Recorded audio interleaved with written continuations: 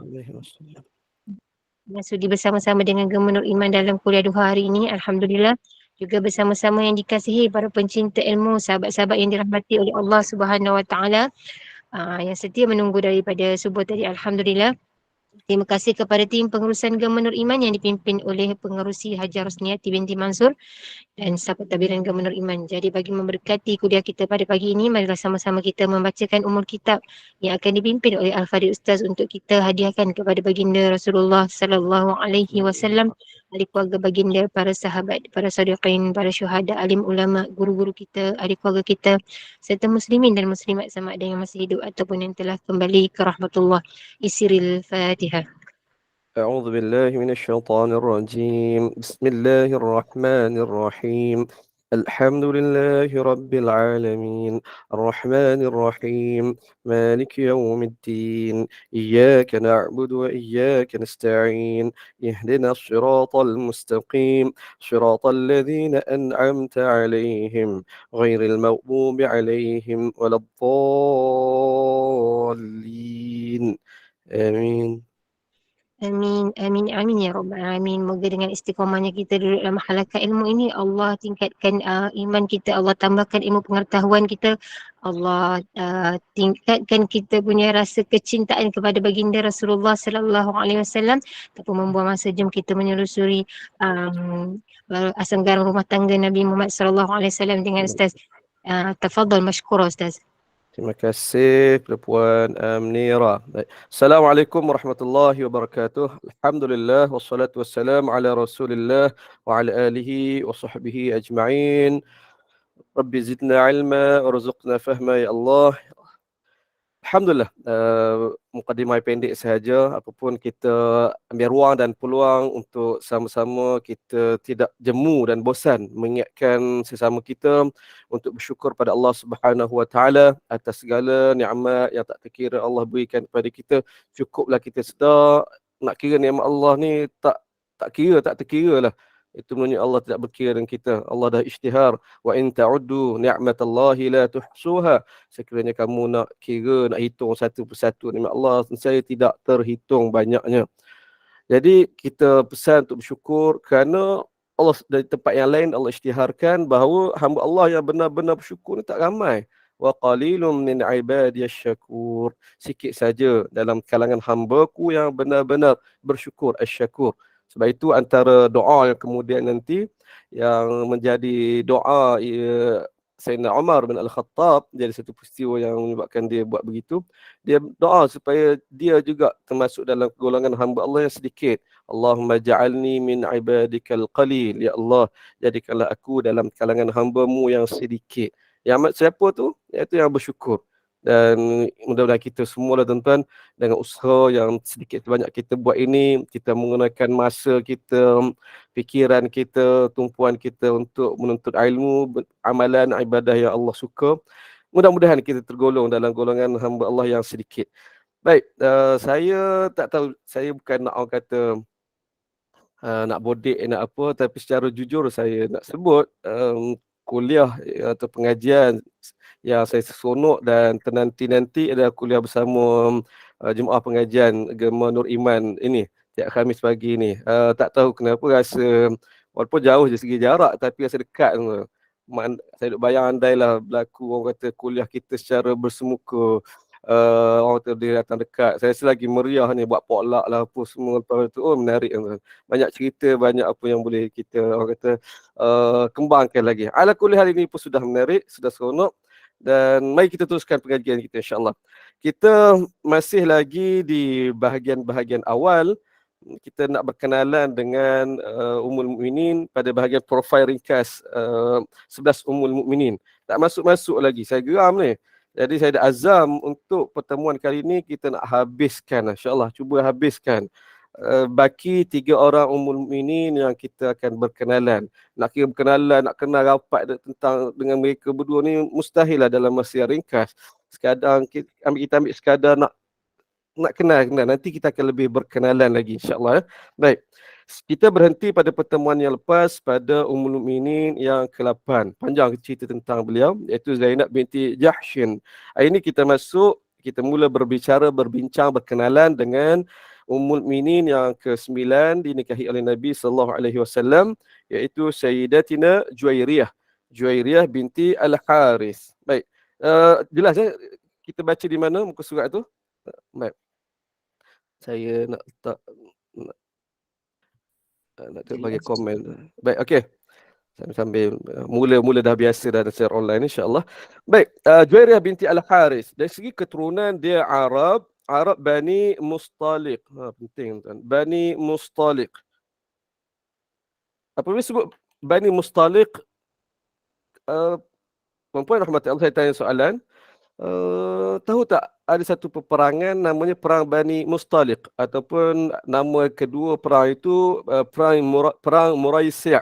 Nama tempat. Mustaliq nama kabilah itu. Tahu tak salah satu daripada peperangan Nabi namanya Perang Bani Mustaliq. Kita tahu Badar, Uhud, Ahzab, Khandaq nama keduanya, Khaybar, Mu'tah. Mu'tah tidak dikira perang Nabi, Tabuk. Perang Bani Mustaliq, tuan-tuan tahu ke tidak sebelum ni? Boleh bayar apa disebut? Apa? Perang Mustaliq tentang apa? Pernah dengar? Ya. Jimmy kata pernah dengar. Baik. Saya tengok masa nanti. Saya ingat saya nak kena bawa puan-puan jemaah sekalian untuk mengambil perhatian tentang peperangan ini. Saya ingat sangat penting walaupun secara perbandingannya kebiasaan pengajian kita, perang ini orang kata tidaklah mendapat tempat sebagaimana perang Badar, perang Uhud. Tapi kita. Baik. Dari segi keturunan, Juwairiyah ni orang Arab. Dia orang Arab Bani Mustaliq. Kita dengar selama ni berapa ni? 8 ya. Tidak, bukan 8 Ummul Mukminin yang kita kenali sebelum pada ni, 7 daripadanya semua Arab Quraisy kecuali Zainab binti Khuzaimah, dia Arab Qais Ailan. Dan yang ni yang kedua, bukan Arab Quraisy, iaitu Arab Bani Mustaliq. Bani Mustaliq ni dia kabilah yang berada di luar Madinah. Dia termasuk dalam Arab, iaitu Arab desa. Dan kita cerita nanti. Baik. Semasa dinikahi dia janda tiada anak. Bekas suami Musafi' bin Safwan kafir terbunuh. Satu riwayat kata dia terbunuh sebelum tu lagi, satu riwayat kata dia terbunuh dalam perang Bani Mustaliq itu sendiri. Baik, fakta pernikahan. Pada asalnya beliau seorang hamba tawanan perang perang Bani Mustaliq. Dalam perang ini suaminya terbunuh. Beliau berusaha memerdekakan dirinya, namun Rasulullah menawarkan sesuatu yang lebih baik. Beliau bersetuju dinikahi Nabi SAW. Kesannya semua ahli keluarganya sekitar 100 orang memeluk Islam dan dimerdekakan. Sebelum itu sebenarnya kalau lebih tepat, kesannya semua ahli keluarganya sekitar 100 orang dimerdekakan dan kemudian memeluk Islam. Itu dari segi yang kronologi dia. Dimerdekakan dulu, kemudian baru mereka sukarela masuk Islam. Mungkin ini hasrat Nabi di sebalik pernikahan penuh berkat ini. InsyaAllah tuan-tuan. Baik. Saya rasa kita kena orang kata deep dive, kita kena terjun ke dalam sikit tentang latar belakang pernikahan Nabi dengan Ummul Mukminin Juwairiyah. Seperti mana daripada hasrat asal kita kongsikan di sini, untuk kita nampak bahawa setiap pernikahan Nabi itu ada matlamat, ada maslahah, ada kepentingan. Bukan atas suka-suka Nabi sahaja. Tambah-tambah lagi berkenaan dengan Juwairiyah dan Sofia selepas pada ini. Mereka pada asalnya ialah hamba tawanan. Lalu jadi isteri Nabi nikahi dengan dia. Orang boleh twist, dan memang orang twist pun. Pengkaji barat dia cuba gambarkan Nabi dalam bentuk yang buruk. Tengok Nabi pertama berkenaan dengan Bani Mustaliq dan perang-perang yang lain, tengok Nabi serang kampung orang. Ni, Nabi serang kampung Bani Mustaliq, serang, rampas harta, orang kata culik anak bini orang, lepas tu nikah pula dengan ni puteri ataupun salah seorang daripada anak dari kabilah ini. Dan bukan sebarangan ni perempuan. Juwairiyah ini sama juga dengan kalau kita lebih kenal Safiyah, ayahnya ketua kabilah Bani Nadir Yahudi. Juwairiyah seumpama itu juga, ayahnya ketua Bani Mustaliq. Harith bin Dirar, dia ialah ketua Bani Mustalik yang jahat, yang orang kata nak menentang Nabi sallallahu alaihi wasallam. Baik. Oleh itu, mari kita orang kaji ataupun ambil tahu tentang perang Bani Mustalik untuk nak kita faham macam mana Nabi sampai berlaku perkahwinan ini. Pertama tuan-tuan, peperangan Bani Mustalik, cara perbandingan dengan kita sebut dari Badar, Uhud, dia letak sebesar sangat dalam erti kata dari segi casualties, dari segi korban, tak ada seorang pun sahabat Nabi yang terkorban, yang syahid dalam perang Bani Mustalik itu. Dia lebih kata orang kata sebelah pihak. Nabi SAW, tentera Madinah lebih kurang sekitar 700 serang perkampungan Bani Mustalik. Dan tak ada perang, tak ada orang kata apa penentangan sangat pun. Mereka terkejut, yang berperang-perang betul, yang lain bertebaran lagi. Yang laki-laki bertebaran lagi, tinggal perempuan, anak bini, tinggal harta, yang tu yang dirampas menjadi harta perang. Itu dia. Kenapa Nabi dan sahabat Nabi pergi itu? Adakah suka-suka? Tidak. Ini untuk kita ketahui. Bani Mustalik, sebelum pada itu, dia antara kabilah Arab yang bersekutu dengan Quraisy. Dia terlibat dalam perang Uhud. Kita kata perang Uhud. Kita tahu musyrikin dari Mekah datang serang Madinah. Fakta yang kita tidak tahu ataupun yang kita ambil tahu, iaitu bukan musyrikin saja ada, bukan Quraisy saja ada. Kabilah-kabilah, ada beberapa kabilah-kabilah yang join turut serta sekali antara Bani Mustalik untuk nak sama-sama nak serang Madinah, nak serang Nabi sallallahu alaihi wasallam, dan ramai lagi Bani Ghatafan dan lain-lain. Dan peristiwa ataupun ancaman Madinah diserang ini, mungkin sahabat-sahabat yang baca buku saya Madinah Takkan Rebah, kita tahu bahawa Madinah diserang selepas kewafatan Nabi SAW. Usaha serangan terhadap Madinah ni bukannya lepas pada Nabi wafat sahaja, sebelum pada itu sudah berlaku. Nah, kita tahu seawalnya perang Uhud. Perang Uhud tu memang kita tahu datang serang. Nabi bertahan di Madinah. Kalau boleh nak Nabi nak perang di luar boleh lah, tapi bertahan. Duduk di Uhud. Baik. Uhud. Kemudian lagi dahsyat ialah Ahzab, perang Khandaq, itu lagi dahsyat. Selain daripada itu, ada beberapa usaha-usaha, tak nak banding kecil lah, sebab tak apa jadi. Usaha-usaha kabilah-kabilah luar serang Madinah. Antaranya percubaan serangan Bani Ghatfan dan juga Bani Mustalik ini. Bani Mustalik, dia memang nak serang. Sebab itu asas berlakunya perang Bani Mustalik itu, Nabi SAW dapat risikan. Dan ini yang saya orang kata perlukan masa, tak sempat beri tumpuan dari sudut maklumat risikan Nabi SAW. Sebab kalau kita baca sirah, kita tahu Nabi dapat maklumat apa orang ni datang nak serang. Nabi lupa ada orang buat begini-begini. Macam mana Nabi dapat risikan tu, maklumat tu? Tidak diceritakan dalam kita pengajian sirah yang biasa, ya. Kita nak permudahkan, tak nak rumit. Tapi bila kita baca pergi pada kitab Turah, riwayat Aisyah, kita akan nampak, ya Allah, rupanya Nabi secara ini tuan-tuan, Nabi memasang uyun, Nabi memasang mata-mata perisik, ejen perisik yang duduk di mana-mana tuan-tuan. Di Madinah, di Mekah ada, di luar sana. Itu tuan-tuan. Dan ini pengajaran dari sudut kepimpinan, dari sudut ketenteraan sebuah negara. Kena ada tuan-tuan. Banyak benda kita nak bongkar daripada sirah Nabi sallallahu alaihi wasallam. Baik. Bani Mustalik, Nabi dapat laporan bahawa Bani Mustalik, ketuanya Al-Harith bin Dirar ini bersiap-siap nak serang Madinah. Dan Nabi bukan sekadar, terima jom kita. Tak, Nabi hantar sahabat. Allah, saya tak ada nak rujuk tuan-tuan. Seorang sahabat Nabi untuk pergi confirm. Pertama dapat maklumat. Kemudian, betul ke? Kita pergi confirm dulu. Pergi seorang sahabat Nabi, pergi confirm, tengok receipt, betul. Balik jumpa Nabi, betul Rasulullah, mereka dah siap-siap senjata, dah siap kumpul kuda, unta untuk nak ni.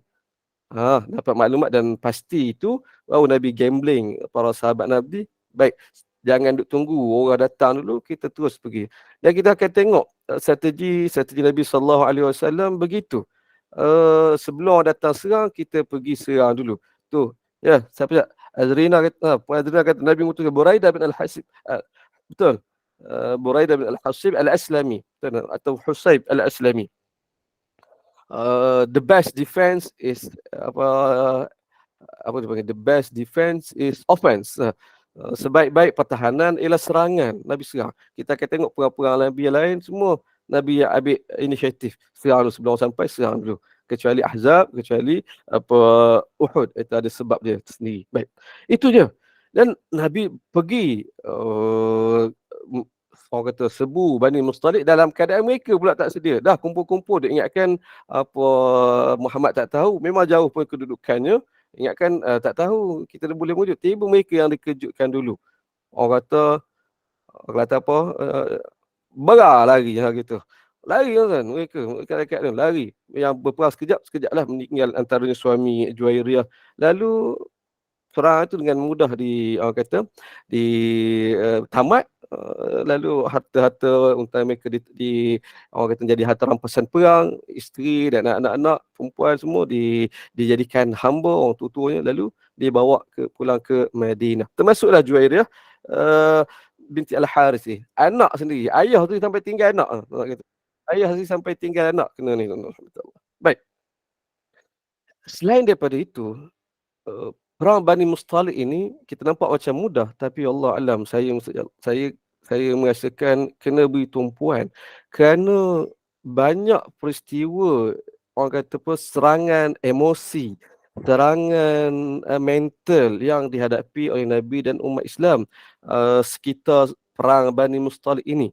Kalau kita ingat kisah Hadithul Ifk, peristiwa Saidatina Aisyah dituduh bercurang, skandal kan. Bila berlaku tu? Selepas perang Bani Mustalik. Saidatina Aisyah yang nama dia naik, undian dia naik untuk ikut Nabi ke perang Bani Mustalik. Ni, balik daripada tu berlaku orang kata ni serangan peribadi terhadap Nabi oleh pihak munafik ni. Nak burukkan Saidatina Aisyah, nak orang kata runtuhkan keluarga Nabi SAW. Ini perang Bani Mustalik tuan-tuan. Apa lagi sebelum pada itu, dan banyak membongkarkan daripada perang ini, banyak membongkarkan kata kejahatan munafik. Surah Al-Munafiqun, idza ja'akal munafiquna qalu nashhadu innaka la rasulullah, kan? Surah Al-Munafiqun itu turunnya selepas ataupun ketika perang Bani Mustalik.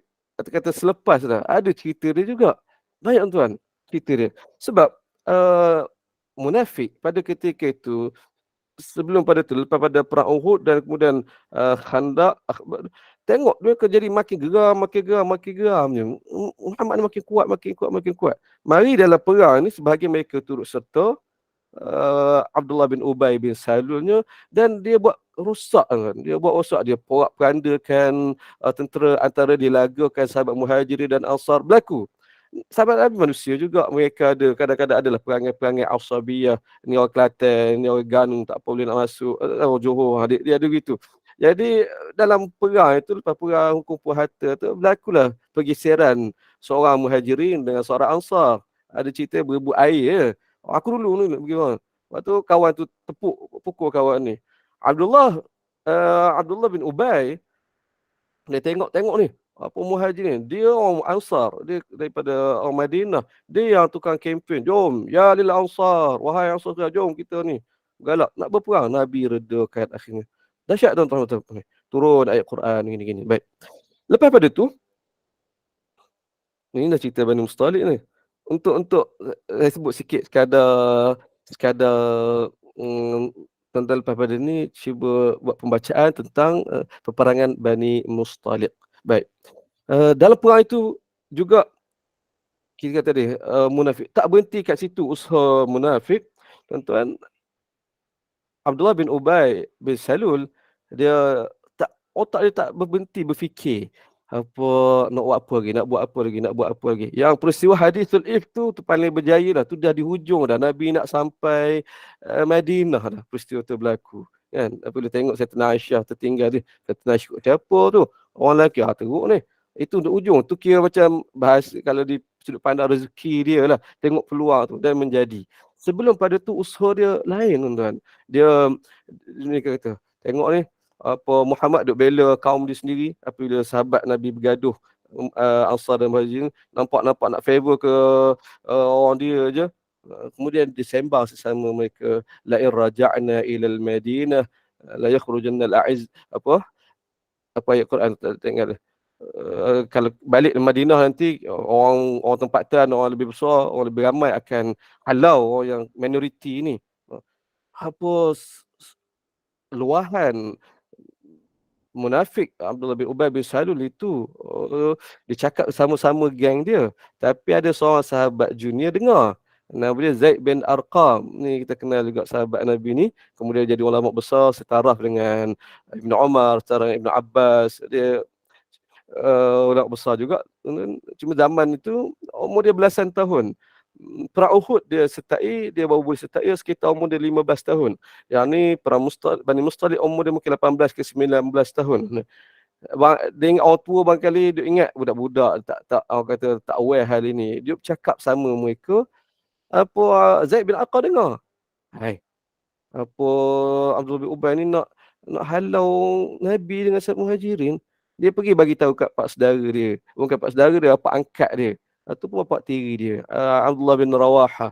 Dia kata pak cik dia, mungkin pak cik dia juga. Pak cik tadi ada ni Abdul bin Ubay kata gini gini gini.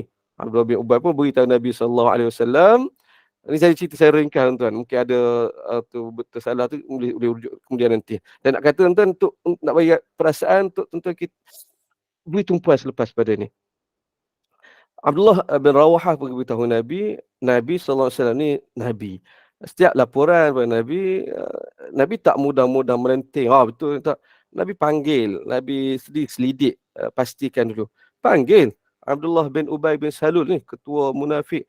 Saya dapat berita, betul ke ni laporan orang kata awak ni gini-gini, kata begini-gini. Dia kata, sumpah mana ada kata. Yang tu Allah rakamkan dialog dia tu kepada Nabi sallallahu alaihi wasallam bersumpah, tak adalah kami tak kata macam tu, saya tak kata macam tu. Tu dalam surah Al-Munafiqun. Tu rujuk surah Al-Munafiqun tu. Ada dialog munafik, itu dialog Abdullah bin Ubay kepada Nabi sallallahu alaihi wasallam. Tak adalah kami tak kata begini gini kan. Sampaikan apa Nabi dengar bersungguhnya kawan tu duk kata begitu. Sampaikan lala sekali Zaid bin Arqam pula yang kena marah. Pak saudara dia, kau ni apa buat pasal macam ni, buat tuduh dengar-dengar, kena marah dia. Zaid bin Arqam kata, aku sedih sangat, tak pernah dalam hidup aku sedih tu, dan kemudian nanti aku paling sedih time tu lah apabila Rasulullah tak percaya kat aku. Kadzabani Rasulullah sallallahu alaihi wasallam, Rasulullah tak percaya kat aku. Nah, dan apa ini antara saya teringat ni sebab ini antara babak saya kumpulkan dalam file hadis-hadis Rasulullah juga tersilap sebagai manusia, dan hikmah apa tersilap ke terlupa itu ada hikmah dia. Jadi dalam bab ni Rasulullah tersilap dari sudut apa tadi lah, kawan ni budak, tak ucap yang ni orang tua, orang dewasa. Jadi Nabi lebih dengan kawan pandai bercakap apa semua, Nabi lebih menerima apa hujah ataupun penjelasan daripada Abdullah bin Ubay bin Salul. Sampai Zaid bin Arqam, ya, Zaid bin Arqam ini orang tak percaya lah. Pak saudara dia marah kat dia, Allah sian dia kata. Dan dia balik dalam Madinah dalam keadaan sangat sedih. Kan? Lepas pada tu turun surah Al-Munafiqun, satu surah turun. Baru bongkar cerita, dan pak saudara dia pun beritahu ni turun ni. Ni antara sahabat yang Allah sebut dalam Al-Quran secara tidak langsung. Turunnya satu surah untuk secara tak langsung bela dia. Seronok ni. Naik martabat dia semula tuan-tuan. Ni Zaid bin Arqam. Itu cerita dia. Apa lagi tentang Bani Mustalik? Saya ingat tak saya buat satu lagi. Dan perang ni juga insya-Allah kita akan nampak apa kemurnian ataupun kejujuran iman anak kepada Abdullah bin Ubay bin Salul. Abdullah bin Ubay bin Salul kita tadi dia ketua munafik yang paling benci Nabi, paling orang kata nak khianat Nabi sallallahu alaihi wasallam. Ya, dia terlepas orang kata daripada ni. Dan Umar tahu tu, dia kata, Rasulullah nak tak aku ni bagi arahan saya pergi pancung kepala dia. Sahabat Nabi yang lain pun kata begitu juga. Nabi kata tak payah, aku tak nak nanti orang kata Muhammad dibunuh kawan-kawan dia. Sebab ketika itu kita zaman kemudian kita dah nak tahu, kita sebagai orang luar kita sebagai pihak yang ketiga menyaksikan watak-watak ini. Ketika itu pada zaman itu sedang berlangsung, Abdullah bin Ubay bin Salul dihormati, dikira kawan rapat Nabi. Kalau solat tu saf duduk belakang Nabi. Ketua tokoh-tokoh yang dihormati. Orang tak ni, orang nampak orang baik, orang nampak orang kawan-kawan Muhammad. Tapi yang sebenar tidak tahu. Nabi tak nak ini orang kata pergeseran dalaman ini menjadi ini lagi. Alhamdulillah. Baik.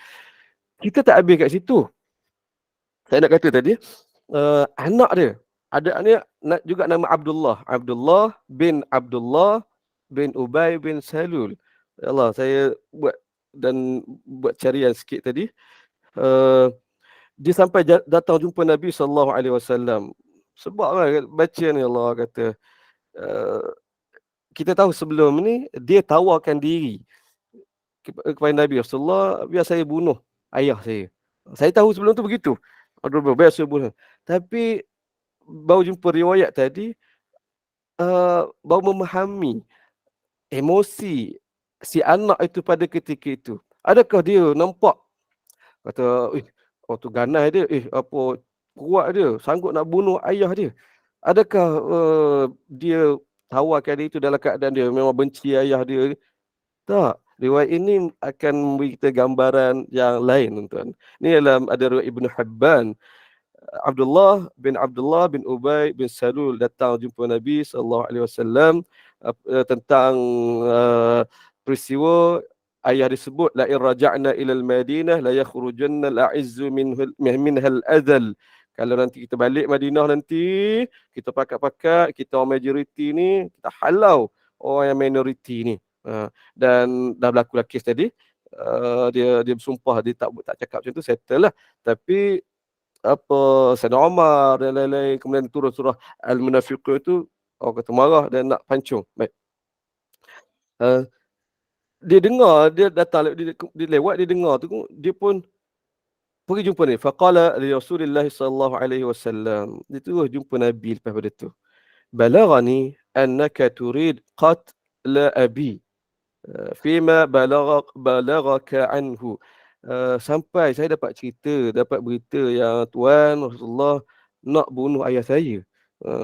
Tentang aduan yang sampai kepada Tuan tentang tadilah, orang kata niat dia nak halau ini. Baik. Fa in kunta fa'ilan famurni bihi. Kalau betul Tuan nak laksanakan, suruh saya je. Famurni bihi, suruh saya je. Baik. Sebab apa, tuan-tuan? Disebut wa inni la akhsha an ta'mura bihi ghairi fayaqtulahu. Saya tak nak, saya bimbang ni takut Tuan suruh orang lain selain saya, dan orang tu nanti memang dia pergi bunuh ayah saya. Tak. Fala tada'ni nafsi anzura ila qatili abi yamshi 'al-ard fa'aqtuluh. Kalau itu yang berlaku, Tuan suruh orang lain, lalu memang dia pergi bunuh ayah saya. Saya ni. Fala tada'ni nafsi. Saya takut, saya tak tahan diri saya. Tengok pembunuh ayah saya berjalan, tak pasal saya pergi bunuh dia. Pembunuh ayah dia. Fa'aqtulu rajulan mu'minan bikafir. Makna kata, tak pasal-pasal saya bunuh seorang mukmin demi seorang kafir. Fa'adkhulun nar, masuk neraka saya tak pasal-pasal. Hadis dari Ibn Hibban. Nabi dengar tu, Nabi tak bagi, dan Nabi bagi nasihat lagi, bir abak wa ahsin suhbatah. Buat baiklah, khidmat ayah kamu, buat hubungan baik dengan dia. Sampailah kemudian tak lama ya, ayah dia meninggal, dia minta Nabi tolong, Nabi bagi jubah Nabi untuk jadi kafankan sama dengan jenazah ayah dia.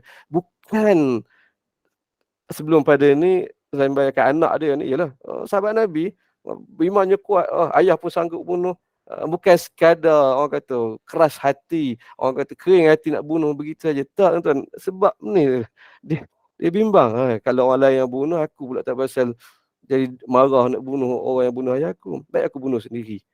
Sebab itu yang terbaik yang dia fikirkan, tapi tidak berlaku lah. Allahu Akbar. Ni satu sisi yang kita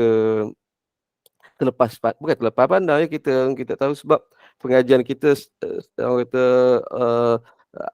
uh, surface sahaja. Tapi kalau kita mengkaji, kita pergi ke babak demi babak individu ataupun watak tu, kita akan lebih menjiwai. Ini unsur-unsur yang saya fikir perlu dibawa oleh masyarakat macam Madinah 1 dan 2 itu untuk sirah Nabi ni bukan sekadar kita tahu fakta, data, tapi menjiwai itu, tuan-tuan. Baik, panjang dah. Wah, saya 8:47 dah. Baik. Kita kembali kepada pengajian kita tentang Juwairiyah binti Al-Harith ini. Ya. Okay, dia kemudian jadi hamba tawanan perang Bani Mustalik. Habislah cerita Bani Mustalik itu. Agak tuan-tuan boleh buat ulang kaji nanti. Suami terbunuh, dia berusaha memerdekakan dirinya. Baik. Apabila bawa ke Madinah, lalu dibahagikan harta itu, harta rampasan itu, kuda, unta dan juga tawan-tawanan ini. Tuan-tuan, kita tahu fakta ni untuk kita tengok, Nabi bukan nak ambil kesempatan atas diri dia. Bukannya Nabi kahwin dengan Juwairiyah. Memang Juwairiyah antara wanita yang cantik. Dalam riwayat sebut dia cantik, Saidatina Aisyah cemburu dan sebagainya. Bukan kata Nabi tengok, aku ambil kat aku dah. Tak, tuan-tuan. Juwairiyah dibahagikan, tahun pun dia termasuk dan dibahagikan. Nabi tak cara pun. Lalu akhirnya dia menjadi hak dibagikan kepada sahabat Nabi, Thabit bin Qais. Thabit bin Qais. Jadi itu jadi hamba kepada sahabat Nabi yang ni. Bukan Nabi. Lalu berlalunya masa dia ada maruah anak ketua kabilah kot kan.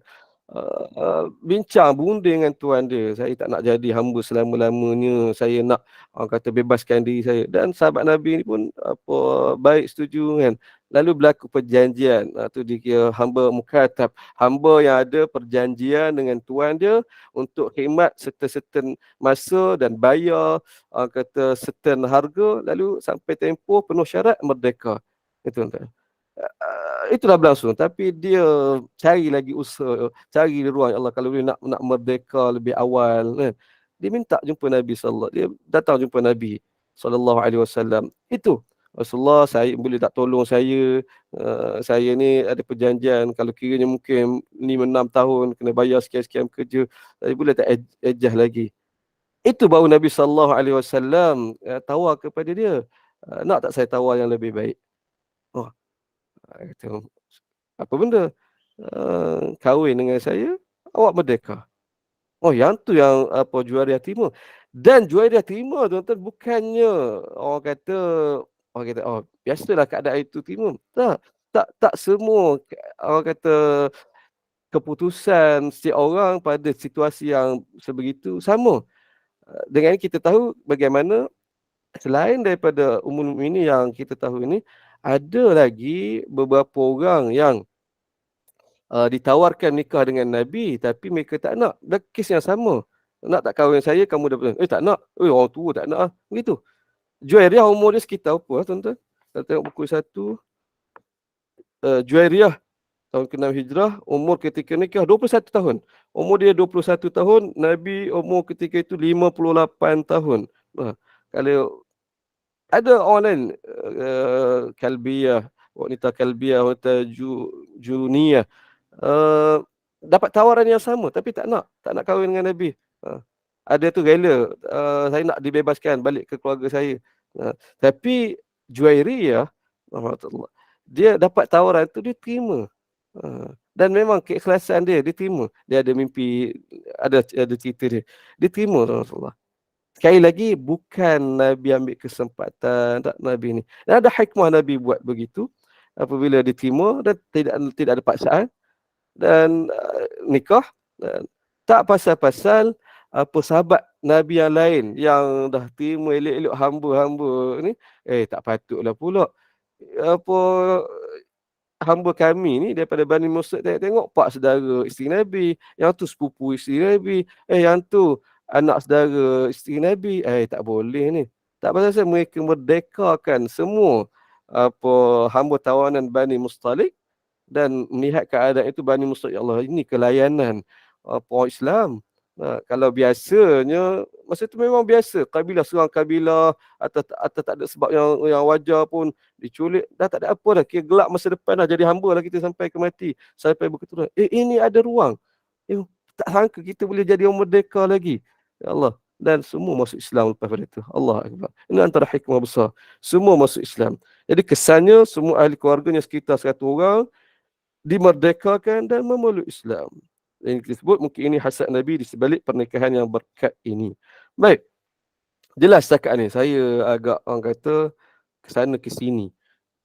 Tentang InsyaAllah Ustaz cantik tu Rayyan tu ada sangkut pautnya. Dan satu Ustaz Juwairiyah ni nama yang telah ditukar oleh Rasulullah kan?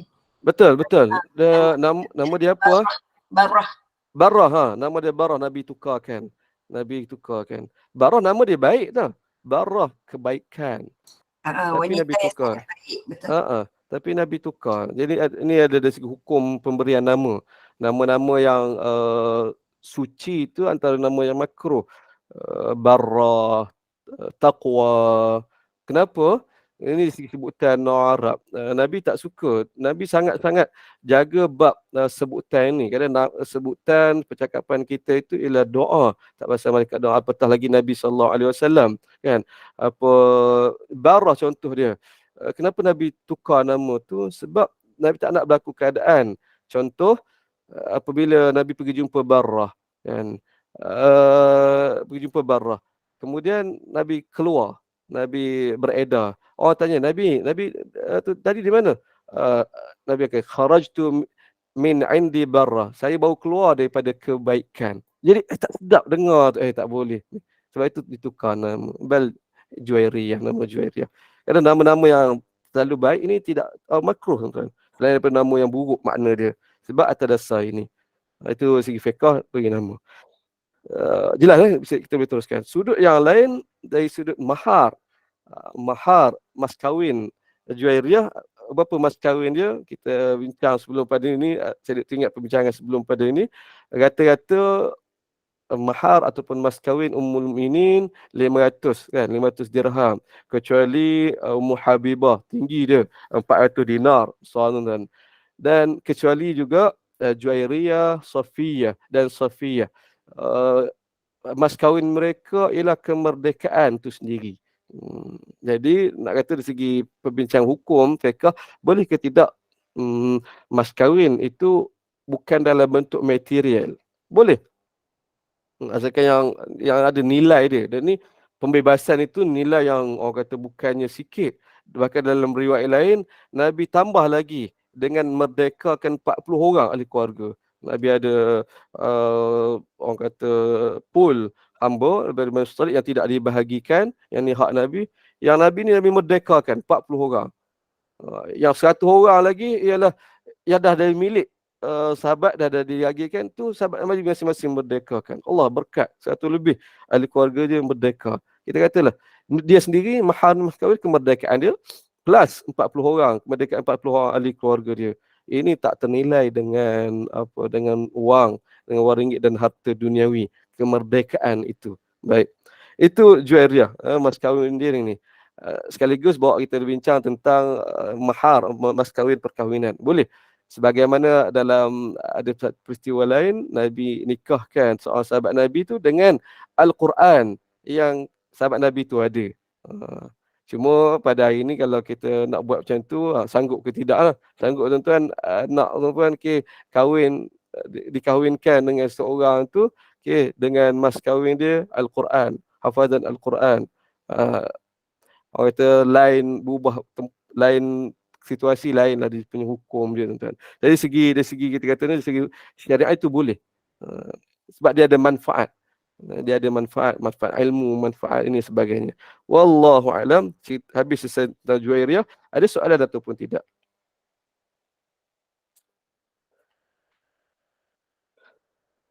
Boleh teruskan juga Ustaz, insyaAllah. Baik, insyaAllah. Siapa yang ada buku yang kedua, saya cadangkan ada masa baca babak hadis riwayat pernikahan setiap Ummul Mukminin. Dengan Juwairiyah macam mana ni kita akan jumpa lebih menarik. Sebab saya ulang sebut, antara 3 buku tu saya rasalah buku yang paling kurang diberi perhatian ialah buku yang kedua ini. Sayang tu. Baik. Itu Safiyah. Paling suka Ustaz. Saya? Ya? Saya suka sekali yang kedua lah sebab banyak kita tentang Ummul Mukminin. Saya suka sangat. Orang pertama saya dengar. Orang pertama saya dengar.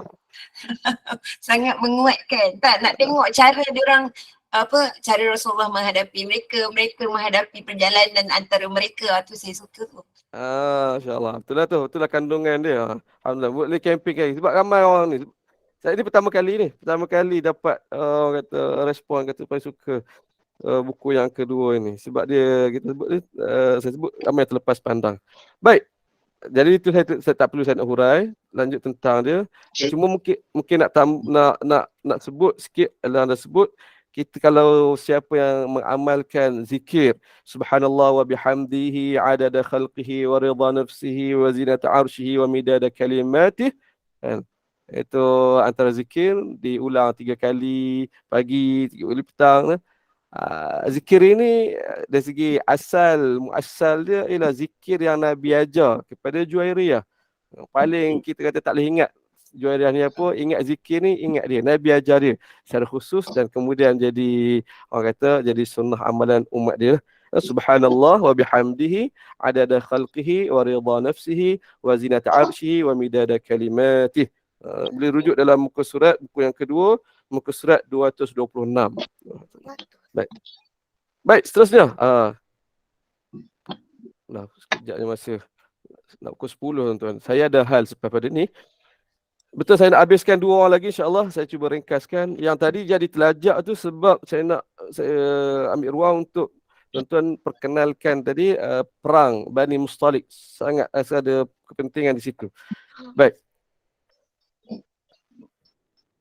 Kita terus muka surat yang berikutnya, muka surat ke-20 XX.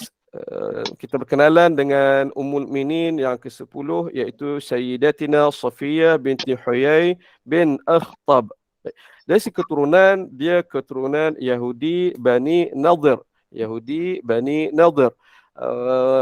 Di Madinah sebelum kedatangan Nabi ataupun masa Nabi datang ada 3 kabilah Yahudi yang besar yang menguasai ekonomi Madinah ketika itu. Qainuqa, Nadir, Quraidah. Dan ketiga mereka ini kabilah ini akhirnya nanti satu persatu dihukum halau ataupun buang negeri. Dan kita kena tahu setiap peristiwa itu bukannya Nabi suka-suka nak halau mereka. Mereka salah, perkhianatan mereka. Jelak dibuang negeri. Dan itulah hukuman yang kalau masa itu hukuman paling ringan. Kalau kira tu dengan apa yang mereka buat, kalau orang lain bunuh habis dah. 7 keturunan bunuh. Tak, Nabi halau mereka. Qainuqa mula-mula atas kejahatan mereka buat naya kat seorang muslimah. Kemudian Nadir ini kabilah Safiyah, kemudian baru Quraidah. Baik, dia Bani Nadir. Dari Bani Nadir. Ayahnya Huyai bin Akhtab. Nanti berkumpul pula di Khaybar untuk nak serang Madinah, dan sebelum mereka siap, Nabi pergi dulu. Semasa dinikahi, statusnya janda tiada anak. Bekas suami, dia 2 kali bernikah. Terakhir Kinana bin Abdul Haqiq, Yahudi, seorang Yahudi. Riwayat tentang pernikahan kisah sebelum masuk Islam tu sebanyak dalam buku yang kedua ini. Baik. Fakta pernikahan. Beliau juga pada asalnya hamba tawanan perang, sama seperti Juwairiyah. Lepas pada perang Khaybar balik. Suami dan ayahnya terbunuh, dibunuh sebab dihukum bunuh dalam perang Khaybar. Beliau meminati Islam sejak awal lagi, namun dimarahi keluarga. Ini semua saya bagi isyarat-isyarat. Apa cerita ni? Untuk rujuk pada buku yang kedua. Macam mana dia katakan dia minat Islam awal lagi, tapi keluarga dia marah. Saya ingat kena tampar, silap. Ayah dia tampar lagi. Maka ketika ditawarkan Nabi sama ada untuk kekal Yahudi dan dipulangkan kepada kaumnya atau masuk Islam dan menikah dengan Nabi, beliau tidak teragak-agak langsung memilih tawaran kedua. Nak kahwin dengan Nabi, nak duduk di Madinah. Ada hikmah besar Nabi menikahinya. Saya sebut tadi, kalau kita tahu, di sana ada beberapa, paling kurang 2 kes yang seumpama ini. Tawanan perang, anak ketua ditawarkan nak kahwin dengan Nabi, duduk ni ataupun nak balik ke kabilah. Mereka memilih untuk balik ke kabilah. Untuk ni. Atas sebab ada sebut kata Nabi tua lah ini. Tapi Safiyah tidak. Juwairiyah tidak. Ini nak kata bukan kata nasib, cahaya mata-mata. ada datang effort usaha daripada dia tu yang melayakkan dia mendapat nasib yang orang kata yang bertuah itu. Itu Safiyah binti Huyai bin Akhtab. Saya nak cerita tentang beliau ni panjang lah. Itu insyaAllah saya dalam dia jadi antara watak yang menarik juga dalam perkongsian kita dalam babak-babak yang kita akan baca ke depan nanti. Seringkali saya nak berhenti, dia kalau ajak lagi dia jadi panjang. Baik. Jelas, Safiyah binti Huyai kita kenal ke-10. Seterusnya, yang terakhir insya-Allah Ummul Mukminin Maimunah binti Al-Harith. Jadi keturunan dia Arab Al-Hilali, Al-Amiri, Qais Ailan.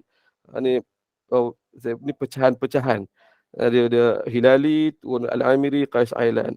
Bukan orang tempatan apa Quraisy bukan, tapi dia duduk di Quraisy, dia pendatang, permanent residence kalau kita bahasa ni PR di Mekah tapi bukan orang tempatan. Dan satu sisi lain yang saya baru-baru je dapat apabila saya buat pembacaan tak niat pun keluarga mereka datang dari mana? Dia datang dari sebelah, kalau kata Madinah, Mekah sebelah pantai. Pantai apa? Pantai barat semenanjung Arab tu. Mereka, kaum asal mereka di sebelah pantai timur semenanjung Arab. Nak dekat dengan Bahrain, dengan Qatar. Nabi masa kecil pernah berdagang sampai ke sana, tuan-tuan. Dan mereka ni keturunan pedagang, datang atau berdagang sampai ke Mekah, seronok duduk di Mekah. Peristiwa, kalau pun ingat, perang sebelum Nabi menjadi Rasul, masa Nabi masih muda, ada berlaku perang Fijar, perang Quraisy lawan Bani Kinanah. Untuk nak atas satu sebab ni, dia ada kaitan dengan Qais Ailan ini. Seorang daripada orang pendatang ini, dia dianiaya. Quraisy masa tu tak boleh, kita kena bela. Itu mereka ada niat, ada semula jadi sifat membela keadilan itu ada, tuan-tuan, Quraisy. Yang tu yang berlaku. Dan Nabi sokong, kata kalau pada orang kata zaman Islam ada perjanjian damai Fudul yang berkaitan dengan Fijar itu, aku tetap sertai. Sebab orang kata mesej kemaksudaan dia tu sama, tuan-tuan. Baik, ini Maimunah. Dari segi semasa dia nikahi, dia janda tiada anak, bekas suami dia juga 2 kali menikah, pertama bercerai, kedua mati. Fakta pernikahan beliau Ummul Mukminin terakhir dinikahi Nabi SAW. Umur dia tahun ke-7 Hijrah, umurnya 25 tahun. Ketika nikah dengan Nabi, umur Nabi 59 tahun. Beliau adik-beradik si ibu dengan Ummul Mukminin Zainab binti Khuzaimah. Kita dah ulang sebelum pada ini. Si Nabi yang juga nama Zainab binti Khuzaimah, kakak dia tu pun mungkin adik dia, kakak dia. Dah kahwin dengan Nabi tapi tak lama, 3 bulan ataupun 8 bulan meninggal dunia. Baik. Kemudian Nabi nikah dengan dia. Adik-beradiknya yang lain, seorang menikah dengan Abbas bin Abdul Muttalib, seorang dengan Hamzah, manakala seorang lagi dengan Ja'far bin Abu Talib. Menerusi fakta-fakta ini, barangkali kita dapat meneka mengapa Nabi menikahi beliau.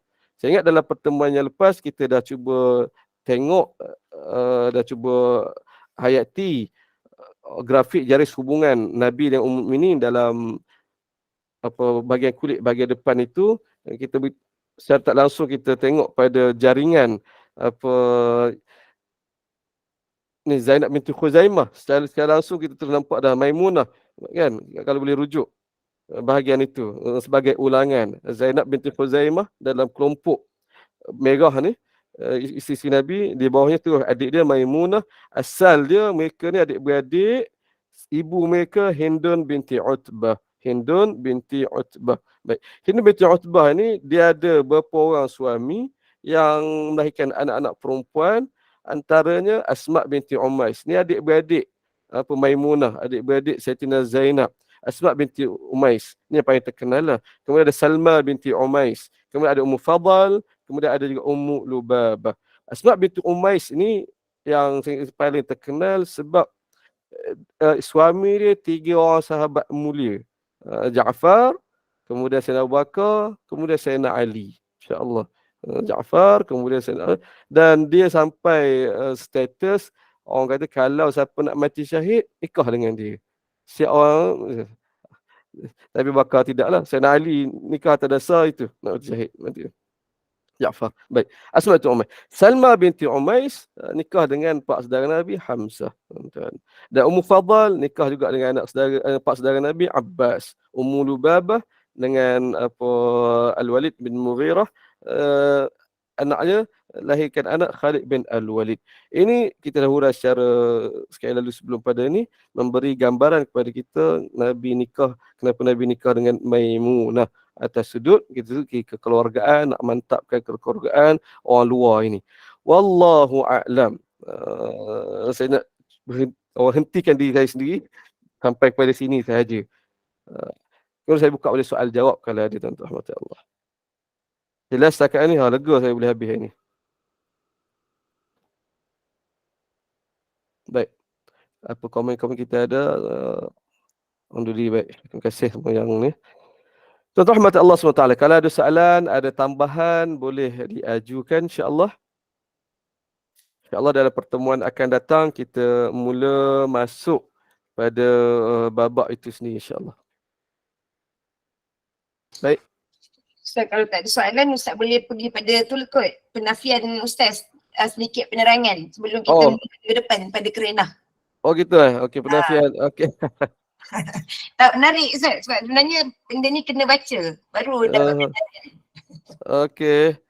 Macam mana ni? Baik. Terima kasih. Saya kata penuhi cadangan Puan Pengurusi. Baik, dalam buku ini setelah habis bahagian profil ringkas 11 Ummul Mukminin, saya muatkan satu tulisan khas letak di bawah tajuk penafian saya peringatan bersama. Kalau boleh, seperti Puan Aznira kata, menarik untuk bacalah. Ada benda yang penting. Saya hanya boleh sebut kalau saya nak benda yang lain, ialah saya nak cerita background, latar belakang kenapa hal ini ditulis, ada kebimbangan. Masa saya siap buku ini, saya siap skripnya buku pertama dan kedua, lalu saya bercadang untuk kalau aku keluarkan sekaligus satu buku tebal ni nak letak harga yang kata mampu milik memang mustahil lah, tak boleh. Yang kita bayarkan harga RM30. Jadi kena pecah dua, keluarlah buku satu ini. Dan tema yang mendominasi buku ni tadi bab kerana konflik, bimbang juga saya ni sebab masyarakat kita secara orang kata umumnya tidak terdedah dengan hal ini dan boleh tahan juga masyarakat kita reaksi dia, benda dia lebih reaksi dulu sebelum cari orang kata penjelasan dan itu pun yang berlaku bukan sekadar dalam kalangan orang awam tapi asatizah sendiri yang juga, dan itu saya lalui. Jadi buku ni masa siap skrip dia, saya berbincang dengan beberapa orang sahabat, antaranya yang bekerja di JAIS, sampai mereka mencadangkan, kata Ustaz, nak selamat dapatkan kata pengantar daripada mufti, dia baca dilulus ke tidak. Saya tak buat lah masa tu nak terbit buku dah ni, tak apalah pergilah juga. Sebab mereka cadang tu selepas mereka baca bimbang ni. Ada sampai seorang pegawai sahabat pengajar itu, perempuan, Kak Maifuzah, dia kata, Ustaz, saya takut ni Ustaz, nanti Ustaz kena penjara ni. Dan dia cerita tu serius, saya ingat dia ni. Ustaz kena penjara ni, ocah ni, Ustaz ni menghina Nabi. Allah. Dia baca, dia faham macam tu. Jadi macam mana saya nak ni? Itu sebab tu saya buat penafian dan peringatan bersama ini. Baik, saya tujukan kepada satu pada isu adakah kita membincangkan hadis-hadis, kita mengangkat hadis-hadis kerana rumah tangga Nabi ini bermakna kita biadab dengan Nabi, tak boleh cerita lah sebenarnya pasal ni. Mereka begitu. Ini ada dua pandangan, dua reaksi. Sebahagian ni masakan ya begitu. Dan saya kata bukan orang awam ni, asatizah juga, sahabat-sahabat asatizah. Ada sahabat saya yang saya begitu harapkan dia kuliahkan kitab saya. Dia kuliahkan kitab saya tapi buku kedua dia kuliahkan. Dia kata buku satu Ana tak sanggup. Ana tak sanggup nak kuliahkan. Itu ayat baik dia kena sebab kita kawan baik. Dia kata Ana tak sanggup nak kuliahkan ni. Perasaan dia kita hormatilah. Dia tak boleh. Kalau orang lain yang tak kenal saya dia hentam. Ada saya sebut ada tu sampai mesej tu, Syekh, anta nak Masa tu buku saya tak keluar lagi. Tapi kita kongsi sikit demi kongsi sikit dalam Facebook awal-awal dulu. Kalau tuan-tuan ikut saya masa tu orang tak kenal lagi, mesej, Syekh yang anda nak cerita ni, hadir-hadir ni anda tahu semua dah, tapi anda tahu pun anda tak cerita ke masyarakat, anda tak akan cerita masyarakat ini bawa orang buruk pada Nabi ni.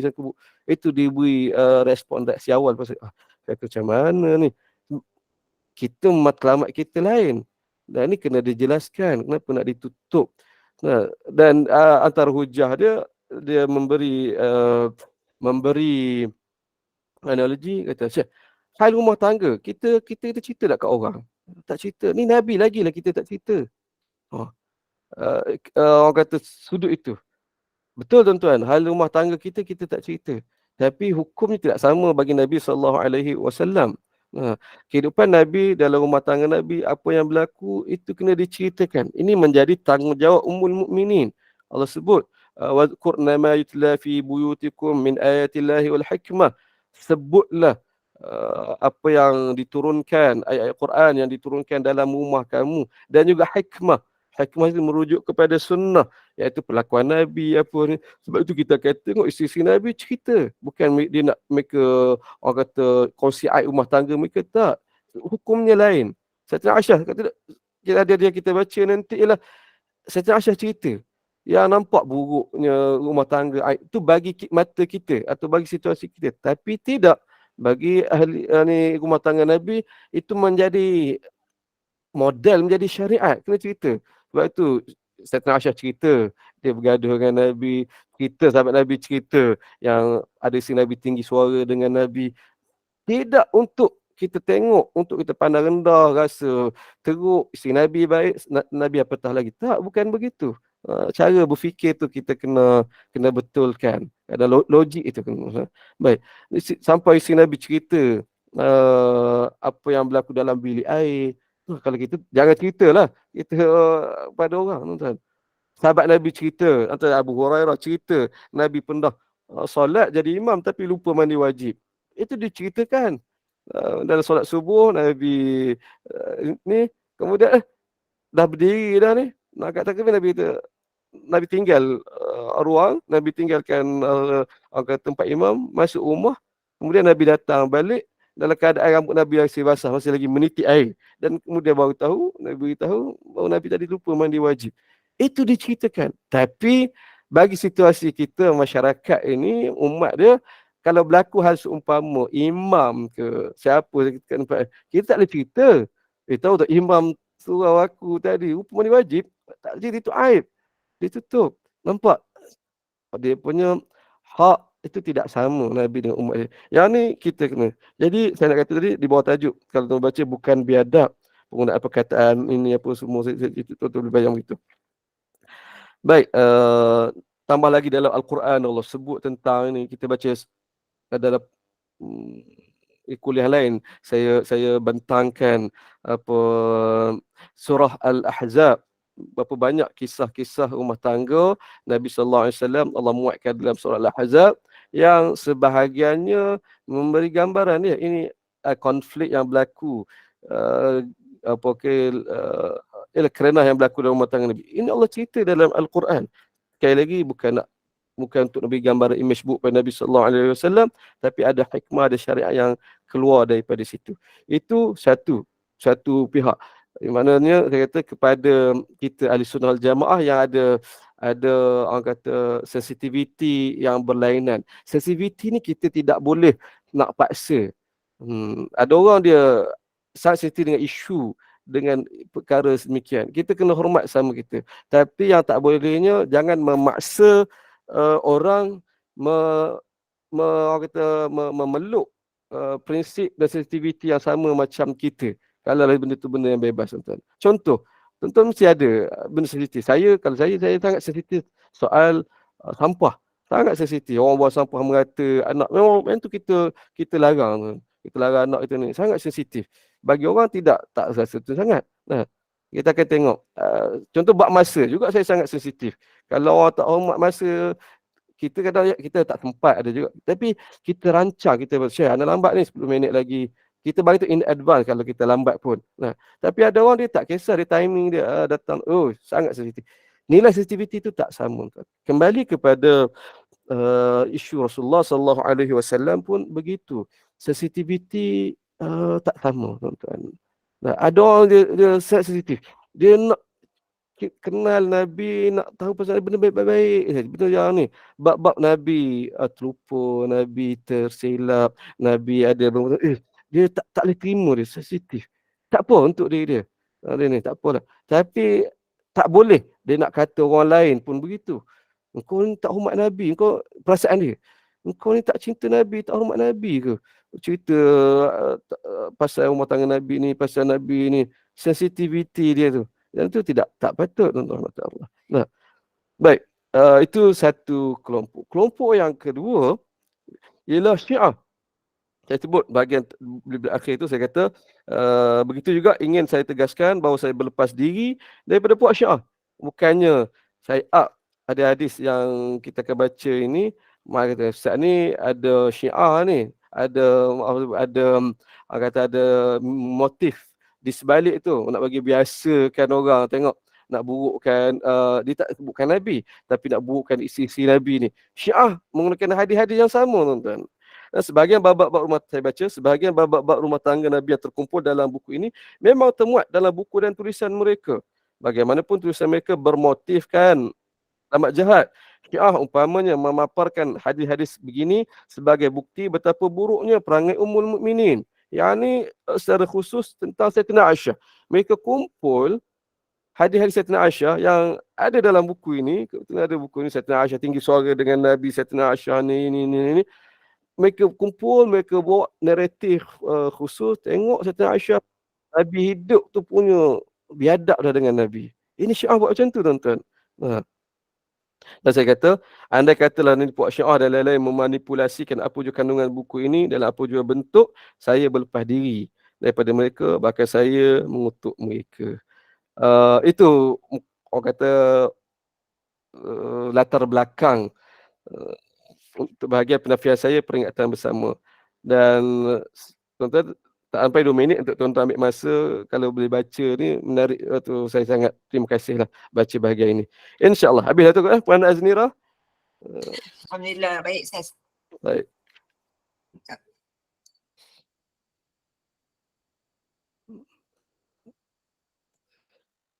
Mira boleh ambil alih kot Mira? Dah habis ke saya? Kan nak sambung lagi, Masya Allah. Nak tutup ke macam mana? Ada nak tanya soalan ke macam mana? Di bahagian saya, saya dah habis ingat untuk bahagian ni. Kemudian serah pada pengurusi, ada soalan, ada tambahan, kita ada nak bincang, kita boleh, tuan-tuan. InsyaAllah saya secara perlahan dah lega sangat dah, memang habis ni. Habis dah cerita bahagian atau pengenalan watak-wataknya. Ya. Akak ada nak tanya? Ada jemaah yang nak tanya? Silakan. Pagi ni tak ada kot. Sebab tadi pun Ustaz kata Ustaz dah kan lepas ni. Bagi laluan lah Ustaz. Tak apa. Boleh. Jangan. Kalau ada yang terbuku, tanya. Saya lebih suka. Mungkin laluan pada sahabat lain kot. InsyaAllah. InsyaAllah. Ustaz panggil dengan gabungan nama kita dua Kak Azrina. Ustaz salah sebut nama saya. Saya Azrina. Moderator Amnira. Allah. Dan saya bukan pengerusi. Saya tim AJK je Ustaz. Orang lain Aznira lain. Dia Jawi pesan Jawi. Saya bukan Ustaz je silap. Memang ramai yang tersalah panggil. Tak apa. Maklum dah. InsyaAllah. Baik. Kalau tak ada apa-apa kita tutup lah. Kalau ada apa-apa silakan. Sekejap saya tengok ada dekat chat tak apa-apa. Setakat ni tak ada soalan. Alhamdulillah. So nanti minggu depan kita sambung kerenah tu lah bab 1. Boleh juga kalau kita bincang nak mula bab 1 ke bab 2 saja. Sebab pengajian saya di surau dan masjid ada tempat saya mulakan dengan bab 1 dan tak kurang ada banyak juga tempat saya mulakan dengan bab 2. Bab 2 tentang susah senang. Kenapa berbeza tu? Kerana tadi saya melihat kalau satu tempat tu saya tak yakin ni jemaah sini ni jemaah mengaji, ramai mengaji ataupun tidak ataupun awam. Saya akan mula dengan bab 2 dulu. Bab susah senang sebab dia tak ada kaitan dengan isu konflik. Lalu apabila dah habis bab 2, mereka dah kenal, saya dah kenal ni, orang kata ada sangka baik, baru saya patah balik ke bab 1. Bab 1 ni hadis-hadis kerenah tu. Orang tak biasa dia akan jadi ini. Dan jangan saya kata kan di awal-awal saya siap buku ni, saya berkuliah, saya rasa tak kurang daripada 3 tempat yang orang kata apa, tamatkan pengajian. Dengar sekali, 2, Ustaz kami tak nak sambung lagi. Begitu. Saya kata, sebab orang tak boleh terima. Orang tak terima. Ada sampai tu pengurusi sambung Ustaz. Sama lah juga. Lepas saya kuliah ni, Ustaz kita tak cerita benda-benda rumah tangga Nabi yang gini-gini, Ustaz cerita. Lepas pada tu, asal dia jemput untuk bulanan. Lepas tu Ustaz, tak jadi nak jemput Ustaz. Kita mula faham. Orang kata, itu sensitivity tadi, reaksi masyarakat tidak sama. Baik. Jadi di sini untuk kumpulan atau pengajian ini, nak mula bab 1 ataupun bab 2, saya peribadi, saya ingat tuan-tuan rasa agak bersedia untuk mula bab 1 pun. Tapi tak apa, kita bincang. Baik. Macam mana? Kita open minded. Bab 1 please.